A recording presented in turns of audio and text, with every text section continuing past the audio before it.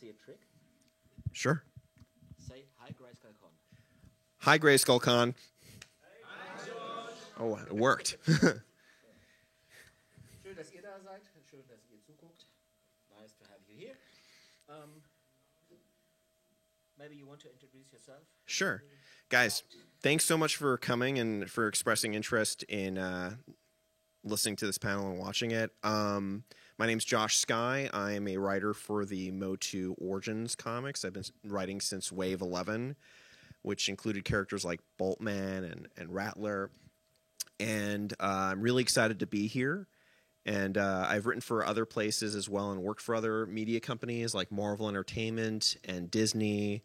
I've written for Heavy Metal. I've written for Cartoon Network's Ben 10.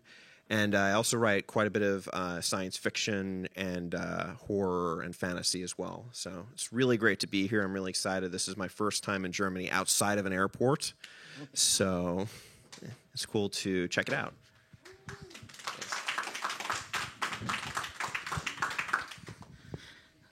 And I grew up in Hawaii. I just wanted to add that last thing. Besser? Ja, viel besser.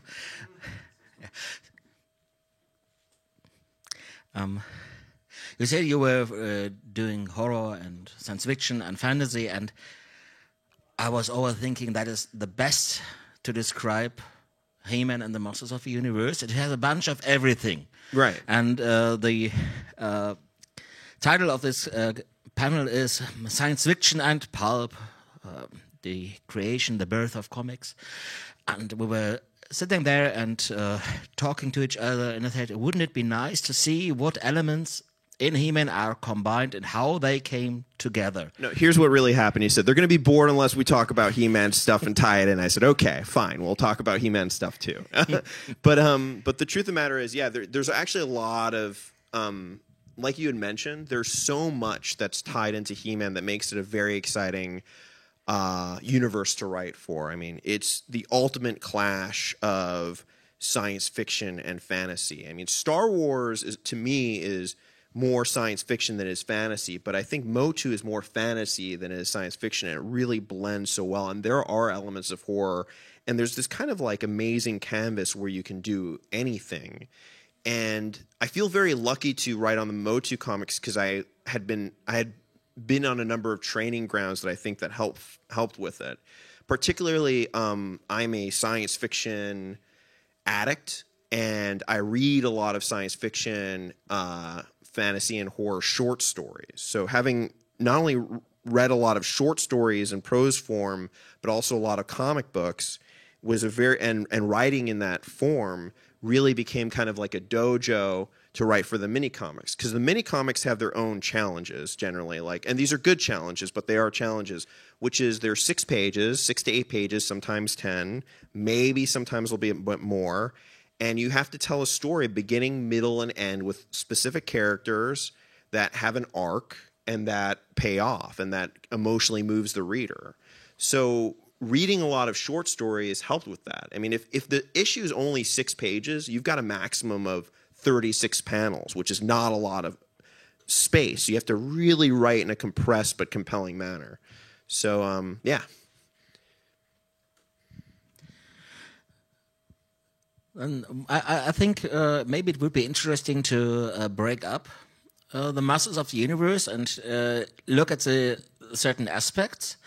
Maybe we start with the fantasy. When you say it's Masters is mostly fantasy, and I think we should take a look at He-Man. Sure. So, and you said you read a lot of fantasy short stories and novels, and when I say apart from the obvious Conan the Barbarian, sure, what influences would you see in the He-Man character from classic fantasy novels? Well, it's kind of hard almost to take Conan out of there, but really connecting to it, so originally in 1928, that's when the first science fiction magazine was published.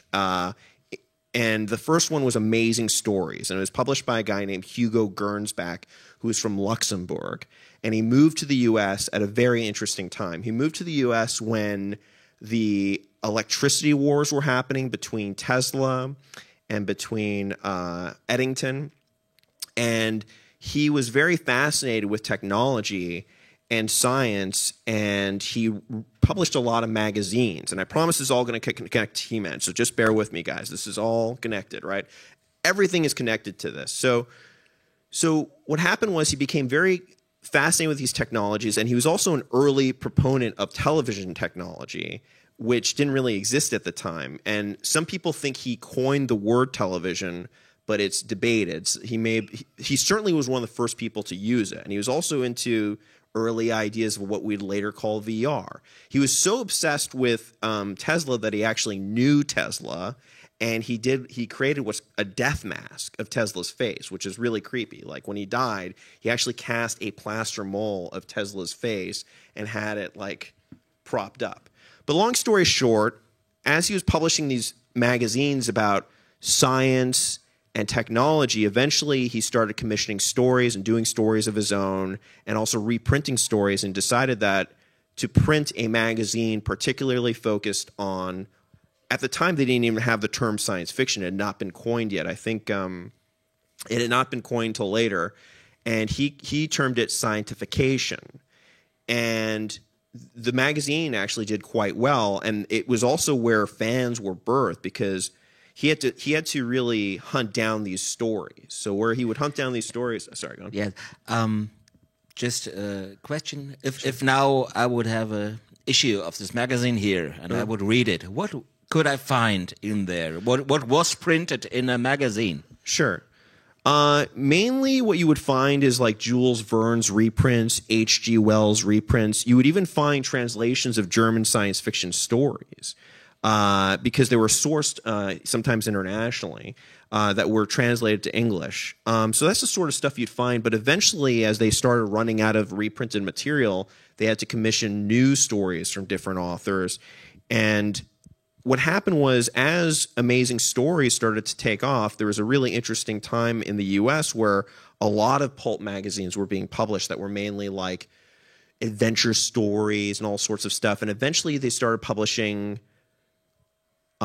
strange stories and what would eventually be like weird tales. And in weird tales is really where the Conan influences start coming, because you start having authors like Robert Bloch, who wrote a lot of horror, and he wrote things like Psycho, and he had a lot of interesting works in that magazine. But then you had this kind of trio of authors that really, I would say, influenced Mo too, which was, of course, Robert E. Howard, who created Conan and different fantasy properties. But then you also had H.P. Lovecraft, who was publishing serialized stories. And then you eventually had another author that very few people ever talk about, who's perhaps the most beautiful of the three authors, who is Clark Ashton Smith.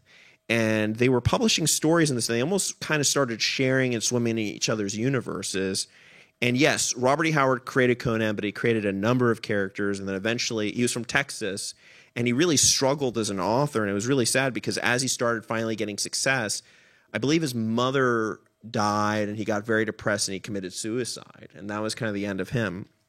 But when you look at these sorts of covers that they had for weird tales and for Amazing Stories, I mean, it's just really fantastical, really amazing stuff. And a sort of shift started happening in the 40s with a new magazine, the late 30s, early 40s, called Astounding Stories. And Astounding Stories, a lot of what we think of modern science fiction comes from that, right? So you had authors like who were discovered in there, mainly from the editor Joseph W. Campbell, and he ran it out of Manhattan under a publisher named Street and Smith. And Joseph W. Campbell became very focused on stories that would not work without a scientific element. He was interested in more realistic science fiction stories, and he discovered many, many authors like A.E. Van Vogt. And L. Ron Hubbard wrote for many places, but he also wrote extensively for Astounding. And then eventually Isaac Asimov and many, many, many other authors would go through those works.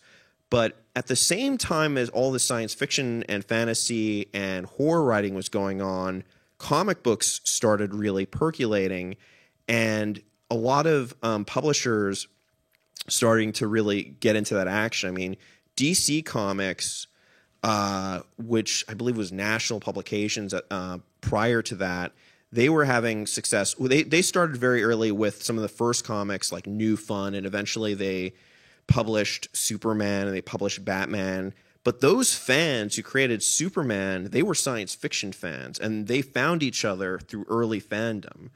So just like now, where you have a lot of fans who have their own groups and some of them war against each other and they don't get along or they do get along, that was happening since the dawn, the very first fans. They were haters back then, right? So they would find each other through the backs of these letters pages, and they would find each other's addresses, and that's how the creators of Superman found each other, because they were science fiction fans, and they basically saw each other's names, and they realized they both lived in Cleveland, and they found each other, and they invented that character, and they sold it to what would become DC Comics. Short pop quiz. Does anybody know the names of these two? Yes, that's them, Schuster and Siegel. So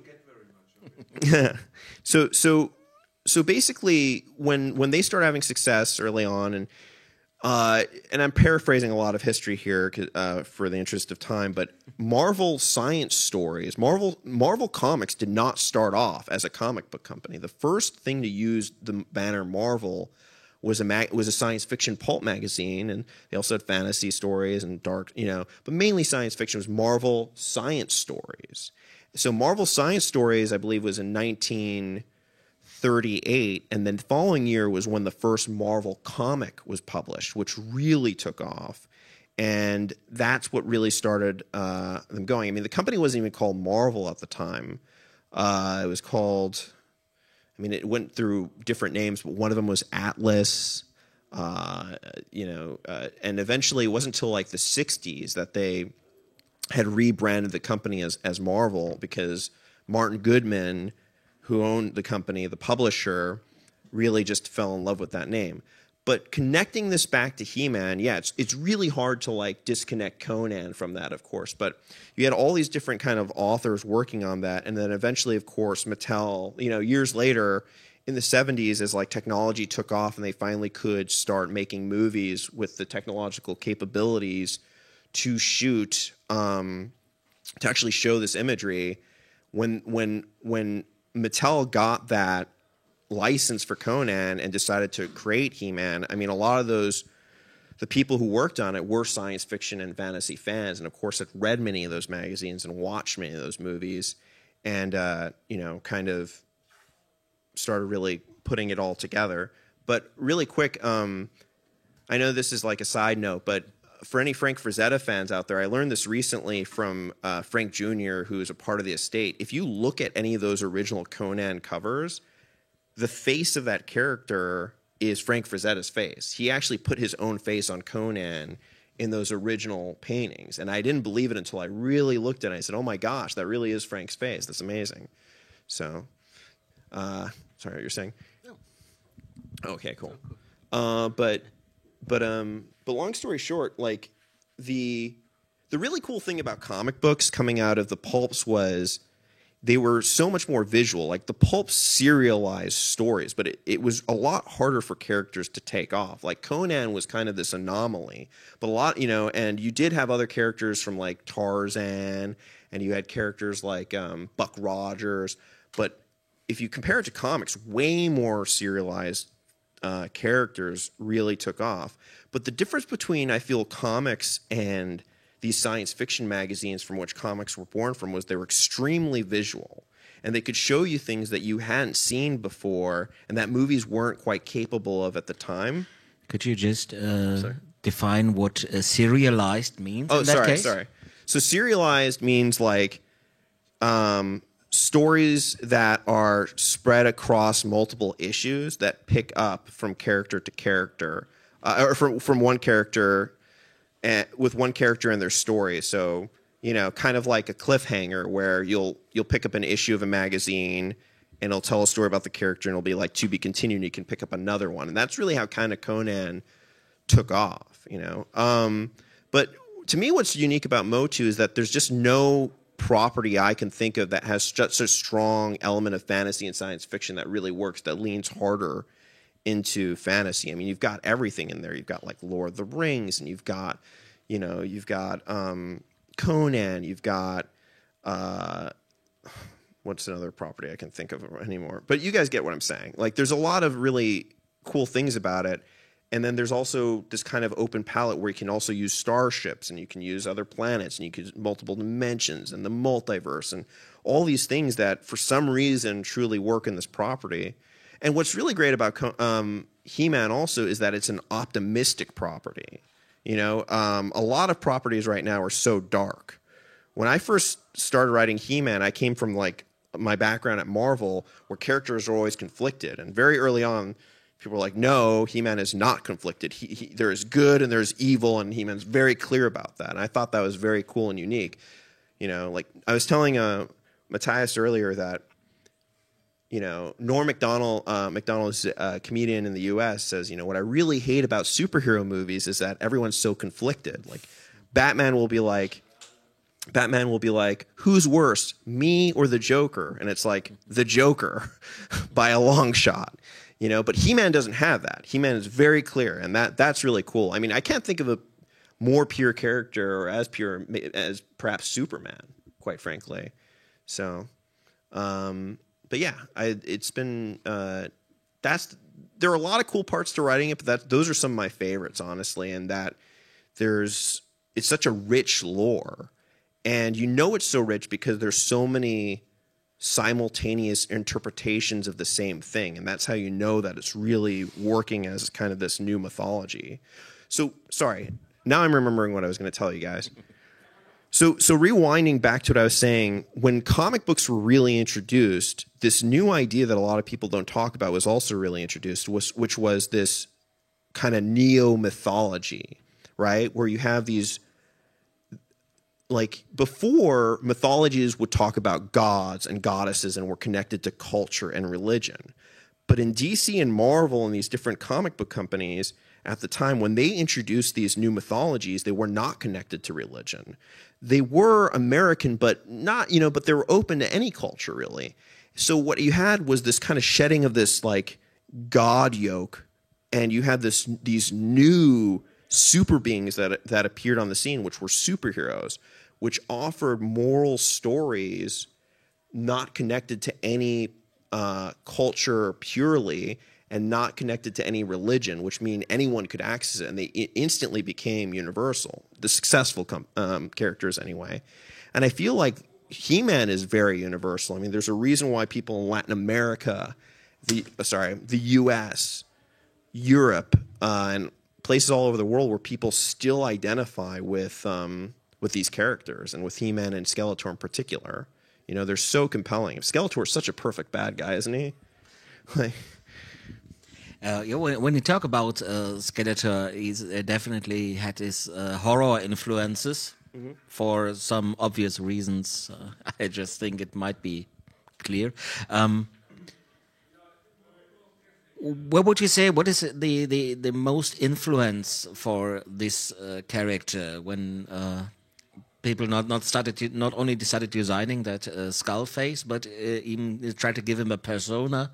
And would you name there's some clear when you see the character, you say, yes, I see this aspect comes from this or that author? I mean, it's more beyond that. It's like archetypical. Like Skeletor is like representable as like death. You know, he's a skeleton. And you have Mark Taylor, his origin story of how he saw the character come to him, which is when he went to, you know, I believe it was a fair or carnival, and he saw what he thought may have been a real dead skeleton at that place. But another character that comes to mind that predates Skeletor is, of course, the Red Skull, who is another diabolical skeletal he's Crimson, though, figure from Captain America.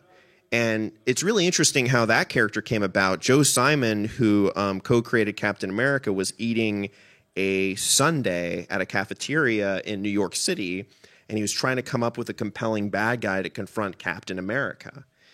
And while he's eating his sundae trying to think about it, he thought of a corny character called the Hot Fudge, and he goes, well, that's not going to work. That's not scary at all. But then he started seeing the cherry melt in his sundae, and it almost looked like a skull, and he said, that's cool. And that's when he did that. I don't know, Skeletor to me, like, he's such a perfect villain. I do wonder if he's insecure, though, honestly, because you have to control everything. You have to rule everyone. That kind of seems a little insecure to me, but also comical. He's such a comical, interesting character. And what's cool is his barometer is so great. He can be maximum evil, but he also can be very humorous at the same time, you know? So, anyway.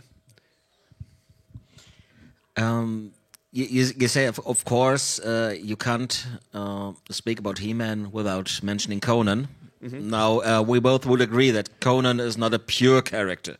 He's very the very opposite of a right. And sorry, when I mean that by like historical and influence, is like He-Man is definitively his own character. But historically, you know, there are connections, of course, of like that kind of strong barbarian sort of warrior. But yeah, He-Man, I mean, obviously he's different in design, and his universe is very different than, you know, Hyboria, or, you know. So I don't know, but what was really cool was kind of like Conan, He-Man was developed in a serialized fashion. If you read those original Motu mini-comics, which I know you guys have, he changes a lot. You know, and he also evolves and changes in the TV shows, and he changes even in the toy lines. I mean, the character is like kind of constantly changing, but there's kind of a core elemental truth to him that kind of remains in them.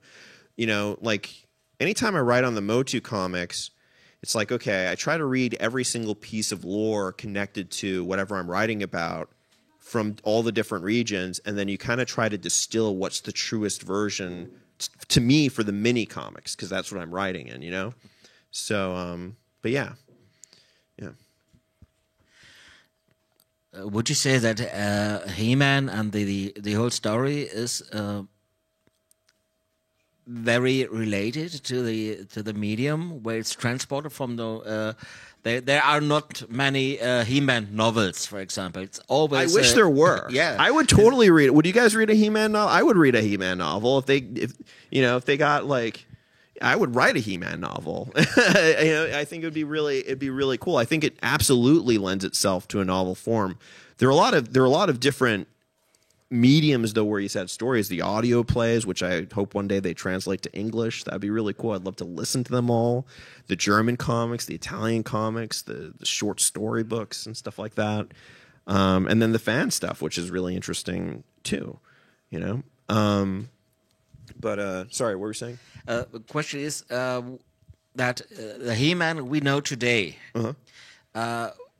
Would you say just theoretically he would have developed differently if it would be like a novel, for example, if you would have written stories like the early Conan, like Lovecraft, or that it's really related to that it's a highly visual medium where I mean the He-Man universe is the Mochi universe is extremely visual, and you have so many amazing visual interpretations when like characters like Buck Rogers and Conan and stuff, a lot of them were not from visual mediums, they were from written mediums, and they were not geared towards children originally, so they're much more violent in some instances, and the art's just different. I mean, He-Man was definitely influenced by pulp art in my mind, because if you look at the original pulp science fiction and fantasy and horror art, I mean, those covers are so... Could you just, maybe for the 2 or 3 people who don't know what you're talking about, define when you talk about pulp fiction, what really meant, what's meant by that? So for those of you guys know, sorry if I'm going too fast, and feel free to chime in too, guys. But pulp fiction is in the U.S., it was called pulp fiction, where you would have short stories that were compiled into these magazines, and they were printed on very cheap pulp paper, and that's why they called it pulp fiction. And usually the most imaginative and lurid sort of stories were printed on that paper. It wasn't considered a high literary form. When science fiction and fantasy and horror were born, the U.S. interpretations of these genres, when they were born in the U.S., they were very looked down upon. It was very much in a ghetto, and it was not considered high art. It was not considered a high literary form. But ironically, it was always pretty lucrative, you know? And we see that now in the movies. But in order to sell these stories that were printed on this cheap paper, they got the best artists that they could get at the cheapest price to kind of create these really compelling, action-packed covers. And generally, you would see those covers and they were designed to sell. But what happened was there was this kind of gradual incremental change where in science fiction, the editors became more and more serious about science fiction becoming a literary high art, fantasy becoming a high literary art, that they started to kind of shy away from those sorts of covers. They started to shy away from adventure storytelling. But meanwhile, comics embraced it more and more. So even through today, these sorts of covers that you see in comics are extremely colorful, extremely compelling. They're action loaded. And meanwhile, the science fiction magazines don't do that. And even the movies, in my opinion, embrace the sort of pulp sort of stories that are like action loaded and don't necessarily always make sense, but they're still fun adventures to watch. And to this day, science fiction has alienated a lot of writers because it's so literary. A lot of the original science fiction authors who started writing in the genre and fantasy authors probably couldn't break in today, unfortunately, because it's become so high form. And also there are fewer magazines now, much fewer. When we talk about the science fiction influences in He-Man, would you again the question, just like He-Man is obviously inspired by Conan, would you say the science fiction aspect has some certain and direct influences? That's really hard. That's really hard to say because there are so many influences. I mean, it's not just Conan; it's all these original things. And He-Man is its own original thing. Like there are, of course, like some cross connections and comparisons, but He-Man really does stand, I think, on its own. And I don't think there's anything out there that's quite like it, and that's quite as colorful. And to your point earlier, I don't know if He-Man would be born the same way now as it was from its time. It really still is a product of its time. Like the 80s was a very optimistic time in the US. It was a very colorful time. And a lot of the properties that were born at that time were very bright and colorful too. I mean, you had movies like Back to the Future, and you had all these different animated series like Transformers and Silverhawks and all that sort of stuff that there's a certain vein of optimism that I feel like is missing from a lot of stories, and I wished happened to be around more. So what's cool about He-Man is it really gives creators and fans free license to be optimistic, to be positive about the future, and also to think as off the wall as you want, because it still oddly works. You know, like Modulok is such an insane character to me, but it works. You know, like Beastman being called Beastman is kind of insane, but it absolutely works in the property. So that's really cool. So I heard that you have something to do with comics here and there. When you take a look, for example, at the Grayskull Minicomic, they're heavily influenced by the old Alcala comics. What would you say were your influences when you start writing a comic? Any comic or a Motu comic? Maybe we start with Motu and then we see where it goes. Right. So for Motu, what really influences me is I always try to look at much art as possible, because when you look at all that artwork, it's especially from guys like Axel and Earl Norm and and on and on. Alcala, like you're just kind of, it's so transportive, it's so amazing. And there's also, if you go through those Motu mini comics, the original ones from the 80s, it's a who's who of some of the greatest artists and comic artists who've ever worked. I mean, Neil Adams did a bunch of work from the Stan Sakai's on there. Larry Houston, who's amazing and still alive, and I think he'd be awesome to work on mini comics again. So you want to hear a funny story? Larry Houston, I was talking to him, And this guy has the most insane career to me. He's like, oh, yeah, so like by day I was working on G.I. Joe, the original series, and then by night I was working on Motu comics. I'm like, so why did you stop doing the Motu comics? He goes, well, after 10 issues of doing the Motu comics, I got hired as a director of G.I. Joe, and I just kept directing episodes, and then I directed the movie. I'm like, dude, you have the most insane career. You know, but what's really funny is if you look at the original Motu writers and look at them being interviewed about Motu, it's really hysterical because the original writers did not think Motu was going to last. They thought it was corny. They thought it was going to be a flash in the pan. And then incrementally, when you get to the next generation and the next generation, by the time you get to like Tim Seeley or me, we're like, I can't believe I'm working on this. This is the coolest thing ever. But the original writers are like, this guy's running around with like, in this outfit, this is ridiculous, you know? But even so, I still think those original adventures are very fun to read and very interesting and are very deeply rooted not only in science fiction and fantasy, but like even Michael Halprin, to your point, like what are the influences? When I spoke to him, he wrote the original Bible and he said that it's based on mythology, you know, and any mythology is really all mythology. So that's there too. There is a cultural, you know, influence in that instance.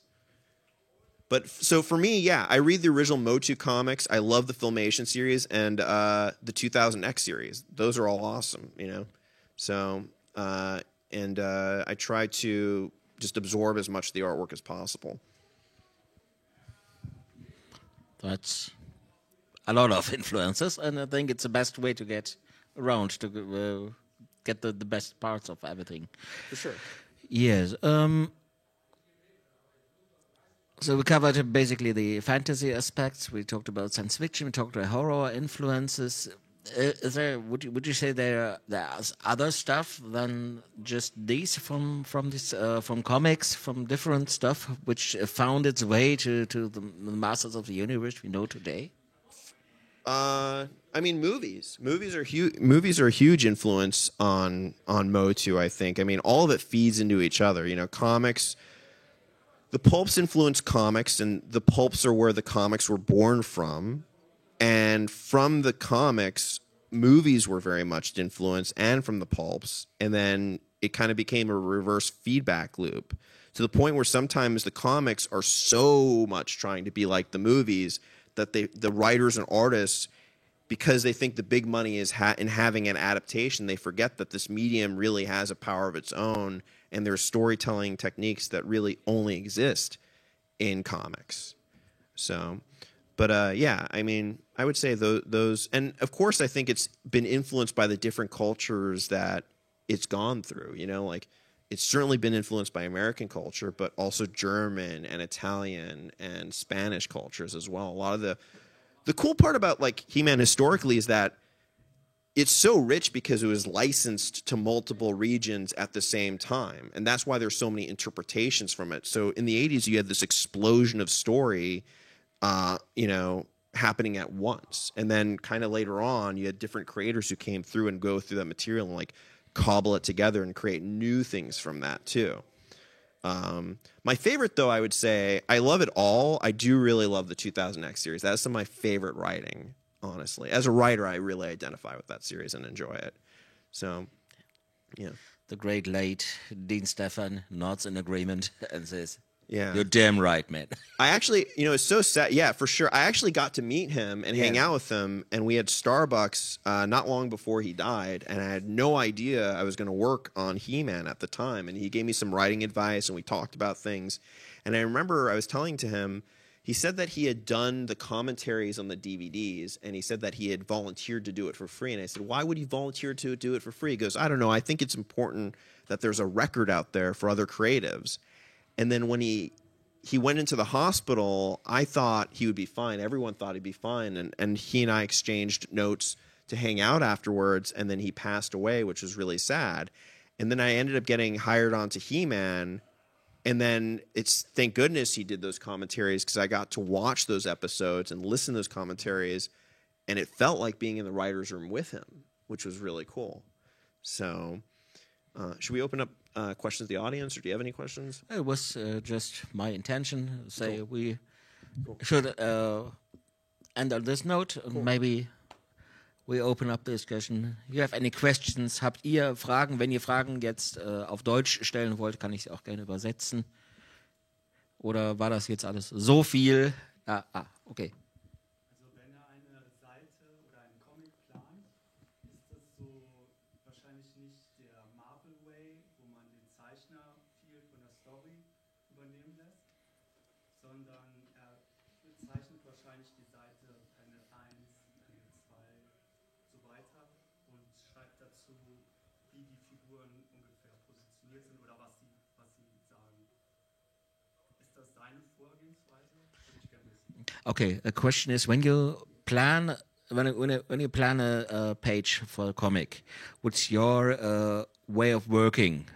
So do you do it like Marvel? You describe vaguely what's happening, or do you lay out piece by piece everything the way you imagine that it should be? It depends on the issue. I mean, my own creative process, and I only can speak for me and no other creatives, is that what I generally do is if I know that a story is going to be about a certain character, I really try to do my homework and try to read as much as possible about that character and watch as much as possible.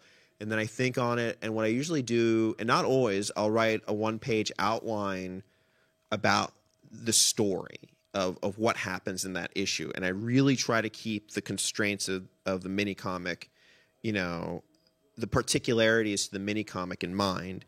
And if that gets approved, then I'll generally write a script and a detailed script about that.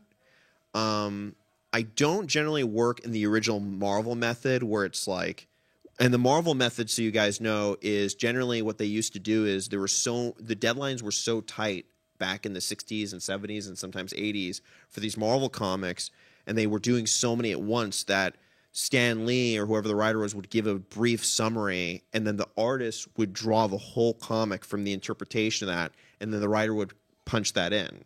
So I don't generally work that way. I'm actually working on a project right now where the artist is working that way, and it's kind of bugging me a little bit, where he's like, okay, that's really cool, but I'm going to do it my way. And I'm like, no, I have a vision for this. So, but generally, no, I try to turn in very detailed scripts. And what's unique about writing comics is it is like jazz, where you write the script and then it's out of your hands. It's very collaborative, and the artist brings their interpretation to that. And, you just kind of bounce off of each other, and through that, something new really is born, which is cool. So I hope that answers your question. Cool. Is there a character you like to write something about yet, but you get not around it right now? I'd love to write a Mosquito story. Yeah, I really would. They already did his figure, but that was my first Motu toy that I got. And the way I got it was I must have been like 4. And this neighbor came over, and he had a Mosquito. And I was like, what is that? And he's like, it has blood pumping action. And he like showed it to me, and I'm like, that is the coolest thing ever. And I remember holding it, and I was like Gollum from Lord of the Rings. I was like, can I borrow this? And he's like, sure. And then so I borrowed it, and it was like the coolest toy ever. And then he came over like a week later. He's like, can I have my figure back? And I said, can I borrow it for longer? And he goes, you could just keep it. And I felt so bad, but I kept it. And I guess it turned out to be destiny. So I would love to write a Mosquito. A Mosquito story would be really cool. Yeah, for sure. That would be a fun character to do another story on. Robert Rudman wrote the Origins comic for Mosquito. So sure. Are you annoyed that your comics are released here without the text copy? I don't think that's the right word. The more political word would be, I see it as an opportunity. No, there's a silver lining in it, to be honest. The silver lining is, yes, do I wish my words were there? That would be great. Sorry. Do I wish my words were there in it? Yeah, of course. But the cool part about it is the comics are translated by fans. Like PlanetEternia, I believe, does a lot of translations in German, so they are available for fans online. And the other cool part is that sometimes I speak to fans and they say, "Oh, I read your English version, and it was different than the version I had in my head based on what I saw in the pictures." And I thought that was kind of cool that there are as many interpretations of those stories as there are readers. And that's how I justified in my mind that there are no words in it. So. Was there anyone else?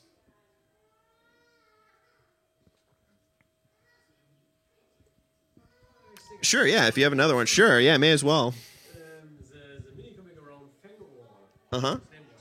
Right. This was very bam, explosive, crazy, a lot of things happening at the same time. It was a galactic He-Man. Cosmic He-Man. It was not his first appearance, by the way. Right. No. He appeared in Viper's Vice, actually, which came with Snakeface and came with Dragon Blaster Skeletor. So it's his second appearance. But anyway, sorry, you were saying? No, this was the question. Oh. So, for me, this He-Man version is so... Okay. You're like, where did that come from? So, yeah, well, originally there was a note. I put in an editorial note that did not get added, where it said, find out more about Cosmic He-Man in the previous issue, Viper's Vice. And I read it. I'm like, they didn't put it in. So, and I'm sure they had their reasons and stuff. But in my mind, just so you guys know, from Wave 11 until Lady Slither and a little bit beyond, there is a ongoing story of the rise of the Snake Man. There's a very active story that I'll tell you all about in the next panel tomorrow. But there is a continuity there, and a lot of these issues, and maybe one day I'll make a chart, but a lot of these issues, if you pay very close attention, really do tie into each other. But it's hard because generally editorial notes aren't added, so because those commentaries aren't added, it's hard to convey that sometimes. But maybe one day I'll really write it out on Instagram or something, so fans after the fact can be like, "Oh, that all connects. I get it." So, but I think the reason is so that the stories can really stand alone. Also, because if a kid or a fan finds it, it's really what Stan Lee said, which is like every comic book should be someone's first comic book. So that's kind of how I think they try to design them, and rightfully so, which I get. So.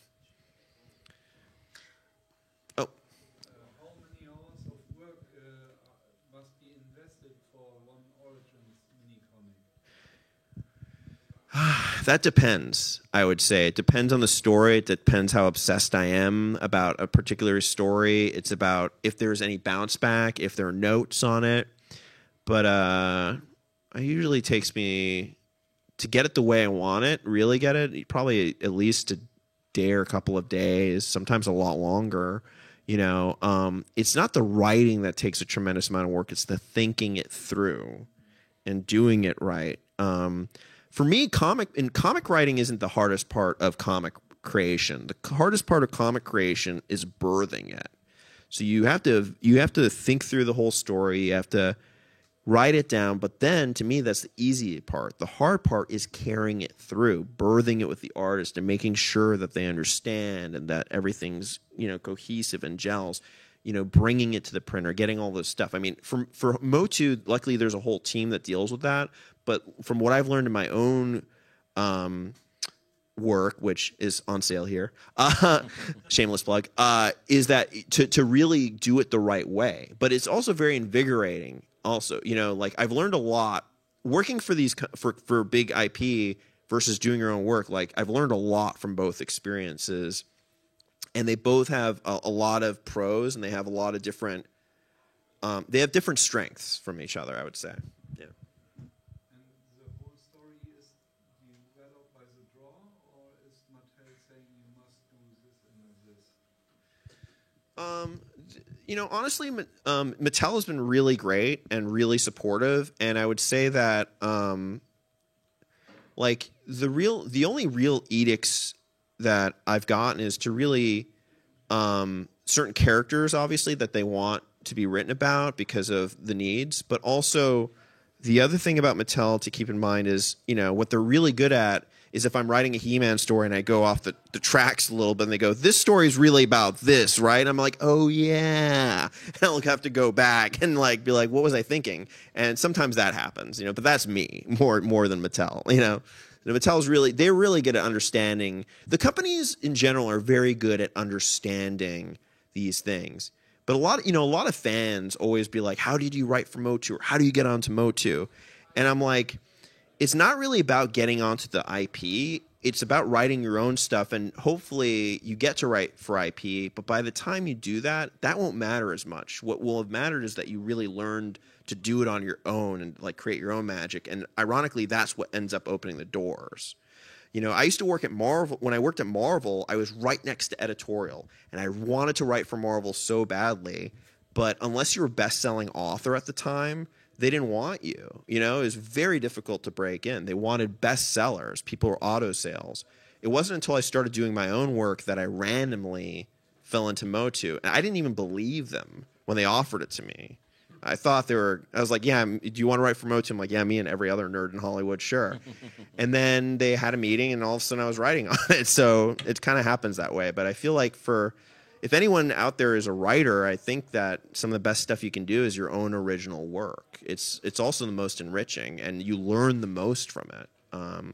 So it's an original story that got me onto Motu, I feel, in my own original work, versus other IP stuff. Because there are certain skill sets you only can learn when you build the entire universe from scratch that you're not going to learn from doing IP work. Cool. One last question. I don't know if he's my favorite hero or a villain, like in Motu or just in general. Gosh, that's a really tough one. I mean, my favorite comic book hero is probably, it's a toss-up between Superman and Spider-Man. I like Superman because he's such a pure character, and so he's really kind of a perfect character. Spider-Man I like because he's just funny, and he's very relatable, and I probably relate to that character the most. So, yeah. All right. Oh, sure, one more. Anything for She-Ra universe, She-Ra franchise? I don't know, honestly. I don't know. I do know. Sure, yeah, I would absolutely enjoy it. What's really funny is a lot of fans ask me questions about like stuff that's coming out, and I just want to say, you guys all know more than me. Like, by the time I get the news, you guys probably already know it. Honestly, like, I go to the same news sources that you. I'm like, oh, that's coming out. I had no idea. Can you write this? Oh, okay, sure. So. Anyway. Okay.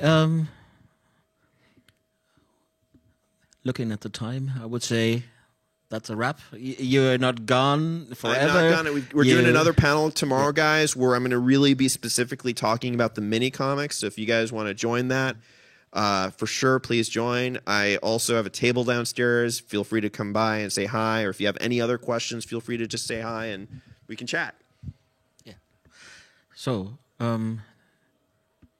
thank you. Yeah, thanks for having us. You guys are great. Thanks. So, we basically had a panel with somebody who knows what he's talking about. At 8:30, there's a panel here with 4 guys who don't know what they're talking about, but we will have a lot of fun.